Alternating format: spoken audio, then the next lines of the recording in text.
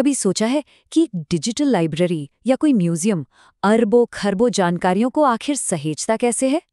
इसका जवाब है RDA, यानी रिसोर्स डिस्क्रिप्शन एंड एक्सेस। समझिए, ये वो नई भाषा है जो हमारी डिजिटल दुनिया में बिखरी हुई जानकारी को समझने और एक दूसरे से जोड़ने में मदद करती है। चलिए आज इसी को समझते हैं।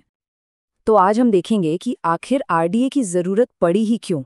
मतलब पुराना जो सिस्टम था उसमें क्या कमी थी। फिर हम समझेंगे कि आरडीए असल में है क्या, ये बना कैसे, इसके पीछे की सोच क्या है और आज पूरी दुनिया पर इसका असर कैसा है।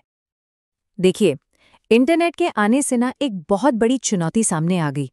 जो पुराने कैटलॉगिंग सिस्टम थे वो तो किताबों के लिए बने थे, लेकिन अब जानकारी ई-बुक्स, वीडियो, वेबसाइट्स, यहाँ तक कि पॉडकास्ट जैसे अनगिनत डिजिटल फॉर्मेट में है। तो सवाल ये था कि इन सबको कैसे व्यवस्थित किया जाए। जो पिछला स्टैंडर्ड था AACR2, वह पुराना पड़ चुका था। वो उस जमाने के लिए बना था जब लाइब्रेरी का मतलब होता था कागज की किताबों का ढेर।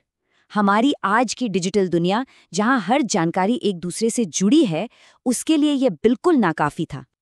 तो इसी समस्या को सुलझाने के लिए एक नया स्टैंडर्ड बनाया गया, रिसोर्स डिस्क्रिप्शन एंड एक्सेस, यानी RDA। ये एक ऐसा समाधान था जिसे आज को नहीं बल्कि आने वाले कल को ध्यान में रखकर डिजाइन किया गया था। असल में ये एक मॉडर्न इंस्ट्रक्शन मैनुअल है जो बताता है कि किसी भी रिसोर्स को कैसे डिस्क्राइब किया जाए, और वो भी इस तरह से कि इंसान और कंप्यूटर दोनों उसे आसानी से समझ सकें। ये सिर्फ कुछ नियम नहीं है, बल्कि डेटा को देखने का एक एकदम नया नजरिया है। अब RDA की सबसे मजेदार बात पता है क्या है? इसे शुरू से ही एकदम लचीला और वेब फ्रेंडली बनाया गया था। इसका मकसद ये नहीं था कि जानकारी सिर्फ लाइब्रेरी के कैटलॉग में बंद रहे। नहीं, इसका मकसद था कि जानकारी को पूरे इंटरनेट पर एक दूसरे से जोड़ा जा सके। लेकिन सुनिए, इस नए स्टैंडर्ड तक पहुंचना कोई बच्चों का खेल नहीं था। ये एक लंबी यात्रा थी जिसमें 1 दशक से भी ज्यादा का वक्त लग गया।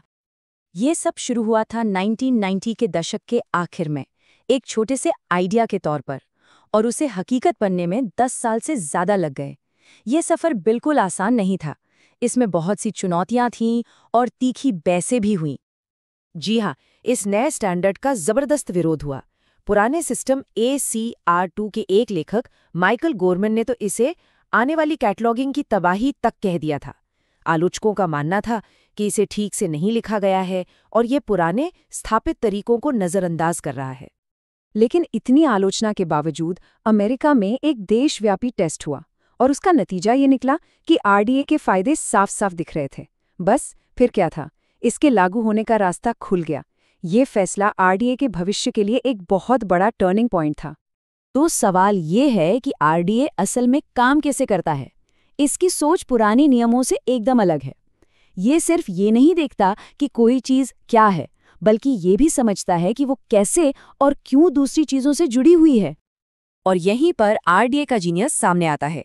ये एक मॉडल का इस्तेमाल करता है जिससे एक ही क्रिएटिव काम के अलग अलग वर्जन और फॉर्मेट को जोड़ा जा सकता है। जैसे शेक्सपियर के हैमलेट की कहानी एक वर्क है, उसका इंग्लिश टेक्स्ट एक एक्सप्रेशन है, उस टेक्स्ट की 2010 में छपी किताब एक मैनिफेस्टेशन है, और लाइब्रेरी में रखी उसकी एक कॉपी वो एक आइटम है। RDA इन सभी को एक साथ जोड़ देता है। कमाल है ना? इसी फंक्शनैलिटी का मतलब है कि लाइब्रेरी का डेटा अब अलग थलग नहीं रहता, बल्कि वो इंटरनेट पर मौजूद जानकारी के एक बड़े जाल का हिस्सा बन जाता है। मतलब अब लाइब्रेरी में रखी किसी किताब का डेटा सीधे विकिपीडिया के किसी आर्टिकल से जुड़ सकता है। सोचिए जरा। और अपने इसी मॉडर्न डिजाइन की वजह से RDA को दुनिया भर में बड़े पैमाने पर अपनाया गया है और आज ये एक ग्लोबल स्टैंडर्ड बन चुका है। दुनिया की सबसे बड़ी और सबसे जानी-मानी नेशनल लाइब्रेरीज जैसे अमेरिका की लाइब्रेरी ऑफ कांग्रेस और ब्रिटिश लाइब्रेरी, सबने RDA को लागू कर लिया है। इससे मॉडर्न कैटलॉगिंग में इसकी भूमिका और भी मजबूत हो गई है। तो ये सिर्फ कोई अमेरिकी या ब्रिटिश स्टैंडर्ड नहीं, बल्कि एक इंटरनेशनल स्टैंडर्ड है। और RDA का ये वैश्विक विस्तार अभी भी जारी है। इसे दुनिया भर में आसानी से उपलब्ध कराने के लिए लगातार काम हो रहा है। इसका जो गवर्नेंस स्ट्रक्चर है वो भी ऐसा बनाया गया है कि हर देश की भागीदारी सुनिश्चित हो। मतलब ये लगातार विकसित हो रहा है ताकि पूरी दुनिया की ज़रूरतें पूरी कर सके। तो अंत में एक सवाल मन में आता है, RDA आज की डिजिटल दुनिया का स्टैंडर्ड है, ये तो ठीक है, लेकिन जानकारी को डिस्क्राइब करने का ये सफ़र अभी खत्म नहीं हुआ है। RDA एक नींव है जिस पर भविष्य के इंफॉर्मेशन सिस्टम्स बनाए जाएंगे। सवाल ये है कि अगला कदम क्या होगा।